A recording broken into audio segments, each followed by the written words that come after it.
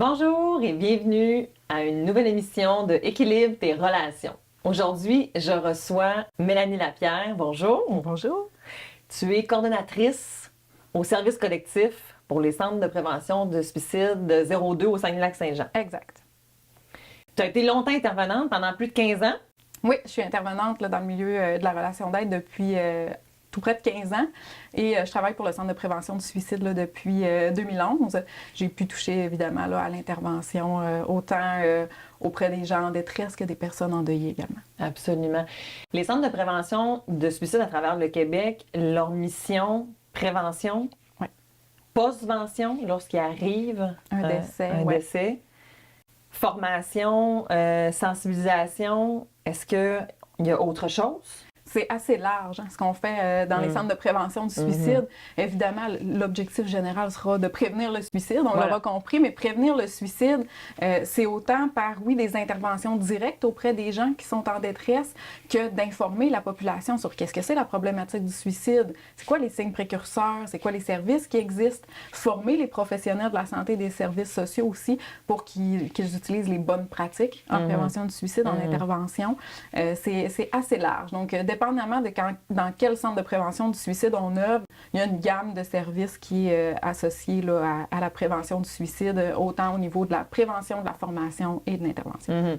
Les services qu'on connaît le plus, j'ai tendance à penser, c'est vraiment la ligne d'aide, en fait, qui est 24 heures sur 24. On peut parler avec un intervenant, justement, qu'on soit nous-mêmes aux prises avec des idéations ou justement des pensées suicidaires, qu'on ait des comportements suicidaires, mais on peut être aussi un proche qui s'inquiète, on pourrait appeler, ou un endeuillé. Ou un endeuillé. Puis le spectre est large, encore une fois. N'importe nous, quand on qui parle se de pose prévention du suicide, exact. N'importe qui se pose la question bon, est-ce que cette personne-là pourrait penser au suicide parce qu'elle m'inquiète ces temps-ci? Est-ce que, juste pour donner un exemple, là, dernièrement, il y a eu le documentaire concernant Gaétan Giroir, qui était un journaliste à JA qui s'est enlevé la vie. Bien, ça se pourrait que ça amène des questionnements chez la population. La ligne 1866 appelle, elle est là aussi pour ça.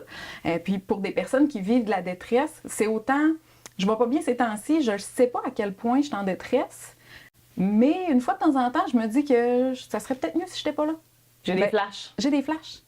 Ça s'adresse à eux aussi, cette ligne-là. Absolument. Autant qu'une personne qui pense à mettre fin à ses jours dans les prochaines minutes, dans les prochaines heures. Absolument. Même chose pour les personnes en deuil à la suite d'un suicide, que ça fasse 2 jours qu'on soit en deuil à la suite d'un suicide ou que ça fasse 20 ans. Si on a encore des choses à partager, à ventiler, à exprimer sur ce deuil-là, bien, la ligne 1866 appel, elle est disponible pour ça aussi. Puis un proche d'une personne en détresse, pour nous, ça aussi, c'est large comme spectre. Nous, on dit toute tierce personne qui est autour d'une personne en détresse. Ça peut être un professionnel de la santé, ça peut être un collègue, ça peut être... j'ai vu un message passer sur Facebook de quelqu'un qui n'est pas tellement mon ami, mais ça m'inquiète. Donc, c'est vraiment là, un large éventail là, de personnes qui peuvent utiliser la ligne 1866 appel. Tellement. C'est tellement un organisme qui a sa place, qui est nécessaire, qui est généreuse de son offre, justement. C'est ça que je trouve vraiment intéressant. Vous avez...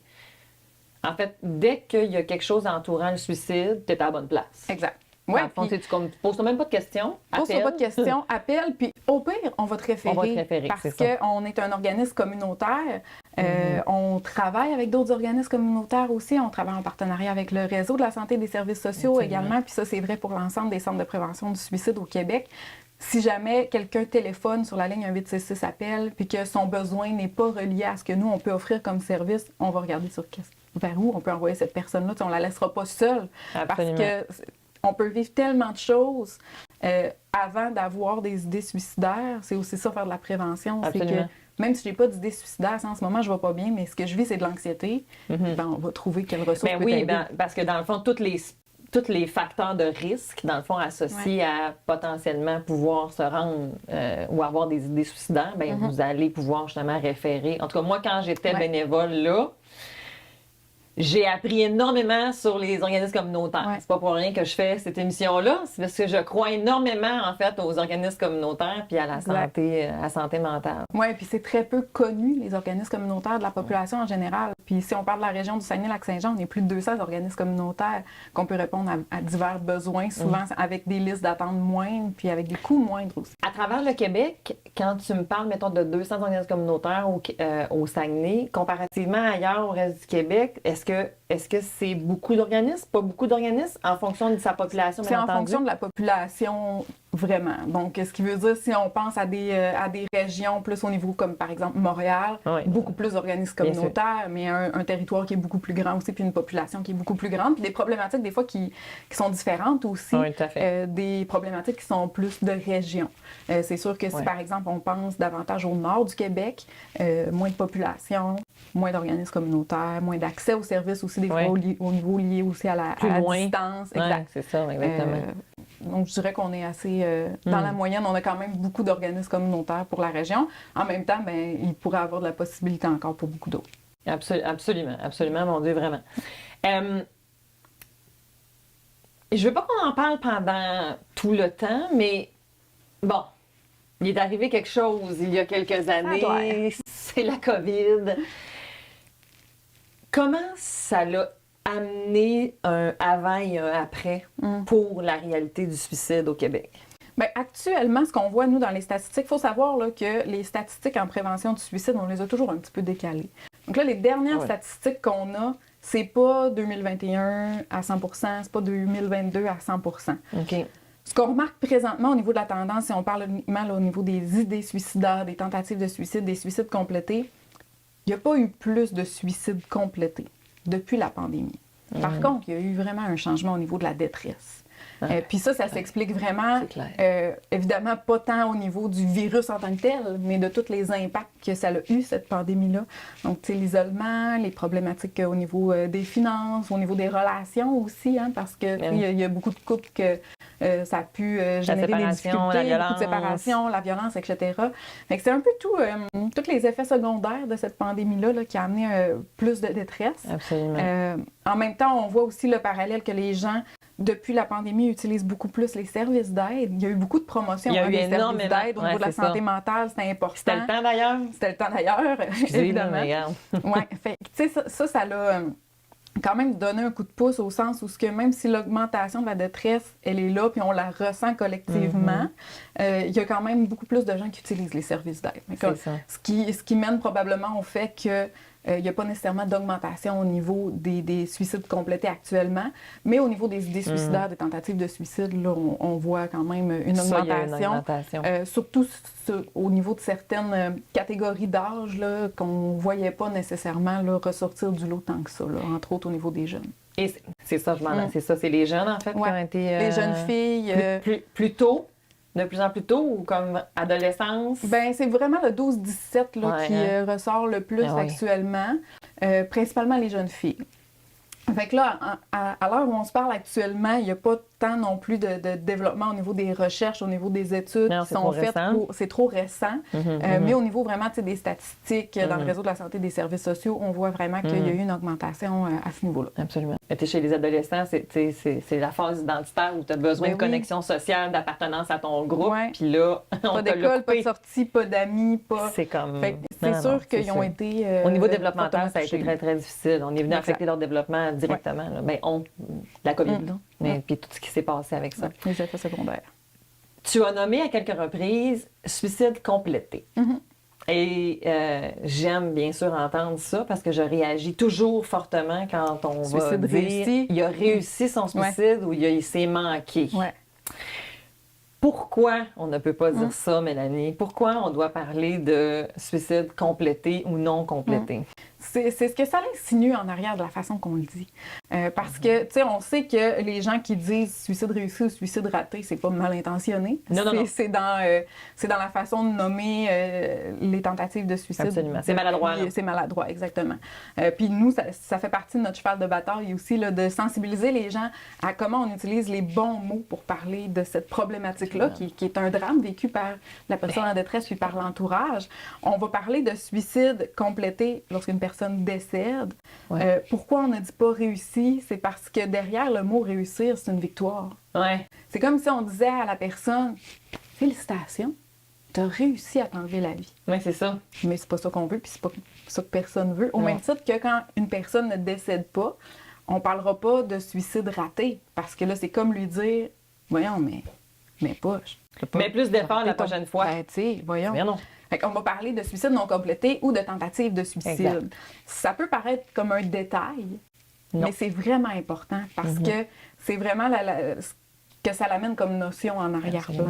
Absolument, absolument. Et ce qu'on entend souvent aussi, justement, c'est il faut parler de suicide. Ça incite les gens à plus passer à l'acte. Est-ce que c'est encore un mythe ou on est rendu ailleurs? C'est un gros mythe sur lequel on a encore à se battre. Encore? Oui. Je suis déçue que tu me dises ça. Mais en fait, ça parle beaucoup de la crainte des gens de parler de suicide. Puis c'est sûr que c'est un des plus gros mythes de la prévention du suicide, puis il est établi depuis tellement longtemps que c'est encore difficile à casser. Puis des fois, c'est un travail sur lequel on a à taper sur le clou vraiment longtemps, surtout dans des contextes, par exemple, je pense, entre autres au milieu scolaire, où c'est encore très présent, de ne pas parler de suicide, de prévention du suicide aux enfants, aux adolescents. Fait que ça, c'est encore un milieu, entre autres, là, où on a beaucoup à taper sur le clou là, de ce mythe-là. Puis c'est le plus gros mythe parce que, en tant que tel, ce que ça a comme impact de faire de la prévention du suicide puis de parler de suicide, ben c'est d'ouvrir la porte à demander de l'aide. C'est ce qu'on fait dans nos présentations, quand on va faire des kiosques, quand on va faire des ateliers dans différentes clientèles. Ce qu'on dit aux gens, c'est il y a des services qui sont là, puis t'es pas tout seul à vivre la détresse, puis t'es pas obligé d'être tout seul pour la gérer non plus. Fait que ça l'ouvre la porte à demander de l'aide. Ça enlève un poids sur les épaules aussi. Puis il faut faire une distinction aussi entre parler de suicide et parler de suicide de la bonne façon. On a aussi entendu souvent dans les médias, je travaille beaucoup avec différentes plateformes médiatiques dans la région, télé, journaux, radio, puis des fois on me dit mais Mélanie, il n'y a pas si longtemps, on pouvait même pas parler de ça à la radio. Bien, c'est pas qu'on peut pas en parler, c'est qu'il faut en parler de la bonne façon, il ne faut pas faire de sensationnalisme, il ne faut pas parler des moyens utilisés. Il faut y aller en termes de prévention. À partir du moment où l'objectif derrière, c'est de faire de la prévention et de sensibiliser les gens, et non pas de moraliser, de culpabiliser ou de taper sa tête des gens qui restent, des endeuillés, c'est correct de parler de prévention du suicide. Puis quand on dit parler du suicide donne l'idée, je vous dirais qu'à être une trentaine d'employés à travailler en prévention du suicide 24 heures sur 24, si parler de suicide donnait l'idée, on serait un petit peu mal pris, là. Mais c'est de faire de la prévention du suicide. Puis prévenir le suicide, c'est travailler dans l'espoir. Mais c'est super important pour nous de briser ce mythe-là. En fait, des fois, ce que je remarque, par exemple, c'est que c'est comme ouvrir une boîte de Pandore. Fait que des fois, il y a des gens, on dirait que c'est comme c'est confrontant, c'est difficile. Surtout quand tu es proche, en fait, de cette personne-là. C'est comme, qu'est-ce que je vais faire avec cette confidence-là? Ça peut faire peur, ça peut être inquiétant. Puis si tu n'as pas les connaissances toutes là-dessus, ça se peut que tu sais quoi, j'aime mieux pas le savoir. C'est terrible, mais ça reste que... L'humain se protège. Voilà, c'est ça. Fait que c'est pour ça que quand on dit c'est pas il n'y a pas de mauvaises intentions en arrière nécessairement, du moins on va le croire, mais c'est à la limite juste d'avoir laissé la place à la personne de nommer, de parler, puis t'es pas responsable des choix de la personne. Non. Mais de pouvoir référer à la limite, après ça, si la personne ne souhaite pas faire ses propres démarches, c'est une partie qui nous appartient pas, même comme proche. Puis, nous, ce qu'on dit souvent aux proches comme aux personnes en deuil, c'est que l'importance de ne pas rester seul avec ça, mais l'importance de poser la question, l'importance d'aborder le sujet, même si ça fait peur, reste que comme proche, puis là, quand je dis proche, j'englobe pas toutes les tierces personnes, là, mais comme proche, par exemple, c'est mon conjoint, ma conjointe, c'est ma meilleure amie, c'est mon parent. On n'est pas la meilleure personne pour non plus nécessairement intervenir auprès de cette personne-là, qu'on soit un professionnel en intervention ou non, au sens où là, c'est l'émotif, on a peur, on ne veut pas perdre cette personne-là, puis des fois, ça devient maladroit. Absolument. Puis c'est pour ça que... Ta job, c'est d'être son chum ou sa blonde ou sa mère, c'est pas d'être son intervenant. Exact. Fait que, nous, ce qu'on dit aux gens, c'est Dans le cas de doute, tu poses la question. Si tu n'es pas à l'aise de poser la question, tu peux déjà nous appeler en partant, en se disant, ben, tu sais, je pense que mon conjoint ou ma conjointe vit peut-être de la détresse, je suis pas à l'aise d'aborder le sujet. Comment? Nous, on peut intervenir. Ou comment? Je présume que vous pouvez... On peut conseiller les gens, mais c'est important d'ouvrir la porte quand même parce que reste que la problématique du suicide, c'est une problématique qui est collective, malgré que c'est un geste qui est très individuel. On a tout notre rôle à jouer à la hauteur de ce qu'on est capable de jouer. J'abonde. Ben oui, puis au-delà de ça, en cas de doute, on appelle un 866 appel. Puis, les gens sont peu au courant là, de qu'est-ce qu'on peut faire sur cette ligne-là, mais avec l'accord d'un proche ou d'une tierce personne, on peut même appeler la personne en détresse. Si moi, par exemple, comme conjoint, je suis pas à l'aise qu'on appelle mon conjoint qui vit de la détresse, je suis pas à l'aise d'intervenir auprès de mon conjoint qui vit de la détresse, de poser la question, ben je peux dire au centre de prévention du suicide, ben moi, je suis pas à l'aise, mais j'aimerais ça que vous l'appeliez. Fait que même si la demande initiale ne provient pas de la personne en détresse, il y a quelque chose à faire. Là. Nous, on peut aller tendre la main et dire, ben, le centre de prévention, on est là. Ta conjointe nous a téléphoné, t'inquiète pour toi, est-ce que tu acceptes de nous parler? Puis pour vrai, dans 100% des situations où moi j'ai eu à faire cet appel-là auprès d'une personne en détresse à la demande d'un tiers, ben la personne était soulagée d'avoir cette aide. Je trouve ça vraiment intéressant parce que c'est pas dans toutes les... tu sais, souvent, en fait, en santé mentale, dans les services, la personne qui souffre doit être le demandeur initial, ou en tout cas, tu sais, on peut pas faire des s'appeler à ta place, tu sais, ou... Fait que là, ça, je trouve ça vraiment intéressant, tu sais, qu'on peut... si tu as des questions, des doutes, ils peuvent faire une intervention auprès de la personne si vous êtes d'accord. Parce que des fois, la personne elle peut avoir peur de « pas perdre mon lien, je veux pas que ça fâche après moi », ou tu sais, comme je peux avoir des inquiétudes associées à ma relation. On rassure aussi la personne en ce sens-là. On l'informe aussi, tu sais, de qu'est-ce qu'on fait, qu'est-ce qu'on fait pas. Puis au-delà de ça, tu sais, l'aspect de « j'ai peur qu'il soit fâché », ça revient souvent. Ben oui. Chez les proches, en même temps, on aime mieux qu'il soit fâché peut-être pendant 15 minutes. Oui, c'est ça, exactement. Que la personne accepte d'avoir de l'aide. Donc oui, c'est rare qu'on peut avoir l'aspect d'un organisme communautaire ou d'une organisation en santé, services sociaux qui va vers la clientèle. Oui, c'est ça. Mais en prévention du suicide, c'est essentiel. C'est ce que je me dis. C'est essentiel parce que, évidemment, c'est un sujet qui fait peur. Pour les proches, pour les tierces personnes. Est-ce que c'est partout au Québec, sans le fond, que vous avez cette possibilité de faire ça, ou c'est vraiment quelque chose qui est plus spécifique à chez nous? Je ne saurais pas dire en tant que tel, parce que, tu sais, au niveau de toutes les procédures politiques, je sais pas, mais je sais que les centres de prévention du suicide avec qui on travaille le plus étroitement, oui, ils font la même chose sur la ligne 866 appel. Mélanie, ma question qui me brûle les lèvres. Qu'est-ce qu'on dit quand tu dis qu'il faut qu'on le demande, il faut qu'on pose la question? Qu'est-ce que je dis à la personne? Est-ce que tu as des idées suicidaires? Faut pas passer par 4 chemins. C'est ça. Parce que plus on tourne autour du pot, des idées noires, des idées sombres. Plus on est flou, plus la réponse va être floue. Si je demande à quelqu'un justement, est-ce que tu as des idées noires? Des idées noires, là, dans sa définition même, ce n'est pas le fait de penser à s'enlever la vie. Non. C'est j'ai envie d'être chez nous tout seul dans le noir. J'ai pas envie de parler à personne. Je suis peut-être, en détresse, mais ça veut pas dire que je pense à m'enlever la vie. Parce qu'on peut même faire le lien avec tout l'aspect de la dépression versus les idées suicidaires. C'est pas toutes les personnes en dépression qui vont se rendre à avoir des idées suicidaires. Absolument. La meilleure façon, ce sera toujours d'aborder le sujet directement, de dire les vrais mots, puis de pas hésiter. Puis, on peut commencer tranquillement la conversation. Là. On n'arrive pas... Bon matin, Cynthia, je t'inquiète pour toi aujourd'hui. As-tu des idées suicidaires, coudonc?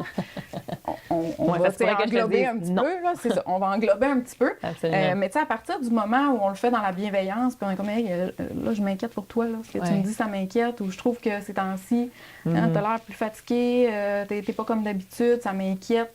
T'es-tu en détresse? As-tu des idées suicidaires? Quand c'est posé de façon bienveillante, pas accusatrice, pas moralisatrice, la personne, elle va nous dire la vérité. Puis ça va amener une possibilité pour lui offrir de l'aide, finalement. Je veux qu'on parle des enfants. Oui. Ça existe, le suicide chez les enfants. Est-ce que tu dirais qu'il y en a... Est-ce qu'il y en a plus? Bien, au niveau des enfants, en fait, là, c'est sûr que si on fait la distinction enfant-adolescent, si on fait 12 ans et moins, c'est clairement pas les statistiques les plus élevées. Par contre, il y a de la détresse beaucoup chez les enfants beaucoup d'anxiété qui est là aussi. On parle beaucoup d'anxiété de performance de plus en plus jeune maintenant aussi, ce qui peut engendrer de la détresse. Dépendamment de l'âge des enfants, déjà en partant, ils n'ont pas toute la même compréhension. Non, qu'est-ce que c'est la mort. Exact. Dépendamment à qu'est-ce qu'ils sont confrontés quand dans leur vie. Mon enfant de 7-8 ans, mettons, tu sais, qui me dit je veux mourir. Ben, en fait, qu'est-ce que je fais comme parent? C'est important de le prendre au sérieux tout le temps, même si ça fait... Puis ça vaut, peu importe l'âge, là, même si ça fait 20 fois que la personne crie au loup, il faut toujours prendre au sérieux. Ça, c'est super important, parce que l'enfant, il la vit, la détresse. S'il la nomme, c'est qu'il la vit. C'est ça. Puis... ça veut pas dire qu'il veut mourir nécessairement. Ça veut dire qu'il est en train de... C'est ça, il est en train de te nommer qu'il va comme pas bien. Parce que ça, on l'entend des fois beaucoup avec des fois soit des intervenants ou bien des fois des parents avec les adolescents, ils manipulent. À ta peu. Oui, bien puis c'est ça, on l'entend même au niveau des adultes aussi. Puis, tu sais, il y a pas personne qui vit pas de détresse qui va se dire « m'a manipulé avec cette idée-là aujourd'hui. Comme ça, je vais avoir ce que je veux. » Derrière ça se cache un besoin, derrière ça se cache une certaine détresse à un certain niveau. Puis là où ça peut être un enjeu par rapport aux enfants quand ils nomment qui veulent mourir, qui vivent la détresse, c'est que justement, dépendamment de leur compréhension de la mort, tu sais, si on pense à des enfants de 5, 6, 7 ans, ils n'ont pas nécessairement la compréhension que c'est une finalité. Hein, fait que non, c'est ça, tu vas revenir. Surtout dans les films, ils reviennent tout le temps. Un enfant de 5 ans qui se dit... Je veux mourir parce que là, je me suis fait chicaner puis je suis en punition. C'est ça. Je vais sortir dehors, je vais aller me tirer devant une auto, puis là, je vais mourir, je vais revenir, maman, elle va être triste, fait que là, elle me chicanera plus. C'est ça dans sa tête. C'est leur immaturité, c'est leur immaturité cognitive, cérébrale, émotionnelle. Oui, fait que tu sais, ça diminue pas le risque de se dire, c'est un enfant, il se rendra pas là. Non. Peut-être qu'il n'utilisera simplement pas des moyens que les adultes utiliseraient par principe de proximité de certains moyens. Là. Mais est-ce que, par exemple, comme parent, comme d'entrée de jeu, mettons, on va prendre qui s'est fait chicaner, là, t'es fâché après maman parce que je t'ai chicané, tout ça.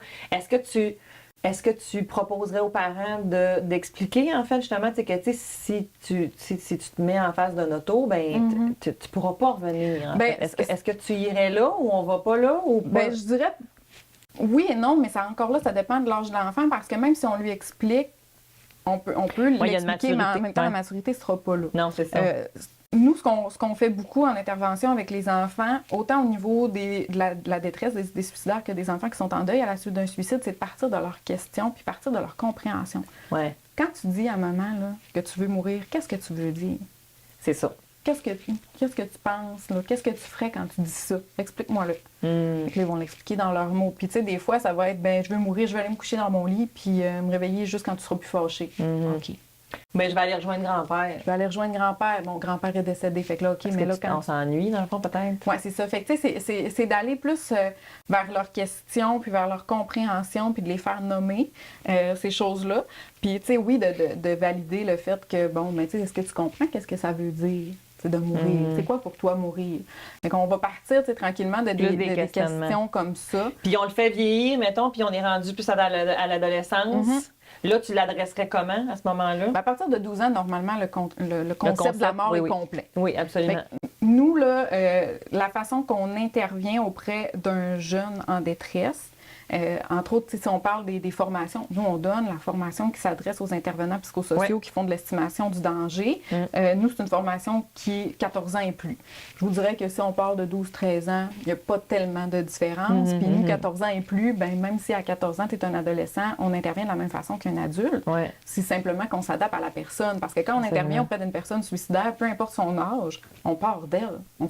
C'est elle l'experte de sa situation. C'est elle qui sait qu'est-ce qu'elle vit, comment elle sent. Fait que, nous, notre travail, c'est d'aller explorer c'est quoi les facteurs de risque puis les facteurs de protection de cette personne-là, puis de travailler l'espoir avec elle. Fait qu'elle soit adolescente, adulte, aînée, on travaille de la même façon. Fait que, c'est sûr qu'à partir de 12 ans, le concept de la mort est pas mal complet, la compréhension de qu'est-ce que c'est, le suicide est complet. Puis, tu sais, c'est beaucoup à l'adolescence qu'on va entendre là, l'aspect de la manipulation et tout ça, mais...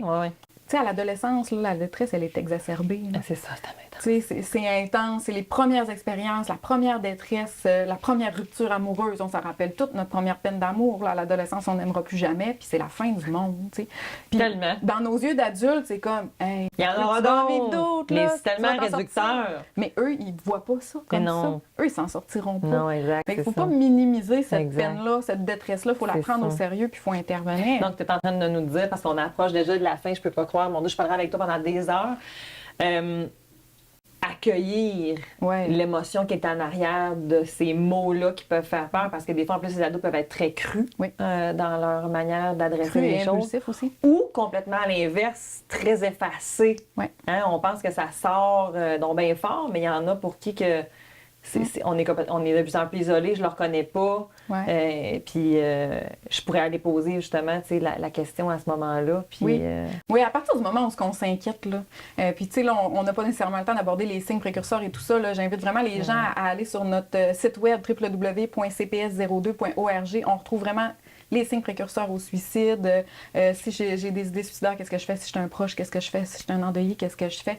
Puis d'utiliser nos services à ce niveau-là parce que, dépendamment justement qu'on soit un enfant, un adulte, un adolescent, les signes sont différents. Puis à partir du moment où on a un signe qui nous inquiète, à partir du moment où on se dit « il n'est pas comme d'habitude », puis comme parent ou comme enseignant ou comme proche, je me questionne, ben c'est de la prévention. Absolument. On n'attend pas d'avoir un accident de voiture avant de s'attacher. Non. Tu sais, on le sait que c'est important parce qu'il y a eu de la prévention. On le sait qu'il faut s'attacher pour éviter d'avoir des accidents puis que s'il y a quelque chose, c'est la même chose. Il n'est jamais trop tôt pour prévenir. On n'est pas obligé d'attendre que la personne nous dise verbalement « ça va vraiment pas, je pense à mourir » pour prévenir le suicide. Puis ça vaut dans toutes les problématiques. Si on parle de la consommation, on parle des accidents de voiture, ça vaut dans tout. La prévention du suicide, on est en amont, on s'inquiète. Il y a quelque chose qui se passe dans la vie de quelqu'un. Il n'est pas obligé de démontrer des signes. Là. Un jeune qui vit un échec scolaire, puis qu'en même temps, ses parents se séparent, puis qui vient de vivre sa première peine d'amour, tabarouette, ton lot, mon chum. Il y a beaucoup de facteurs de risque. Comment ça va aujourd'hui? Oui, c'est ça, exactement. Fait qu'on fait de la prévention. Mélanie, on n'a pas eu le temps d'aborder tout ce qu'on voulait aborder, mais en même temps, on a abordé, je pense, effectivement, les grandes pierres angulaires essentielles. N'hésitez pas à appeler au 1-866-APPEL. En parler ne va pas donner l'idée ou inciter. On n'est pas du tout là-dedans. Selon moi, c'est comme... si on repart avec ça, là, on repart avec beaucoup. Oui, vraiment. Ça sera fabuleux. Mélanie, je te remercie tellement. On peut retrouver effectivement, tu as déjà donné le site Internet CPS02 à travers le Québec. La ligne est disponible. C'est une possibilité. Ne vous gênez pas. Puis je pense qu'il va falloir que je te réinvite. Hey, avec plaisir. Je vous remercie à tous.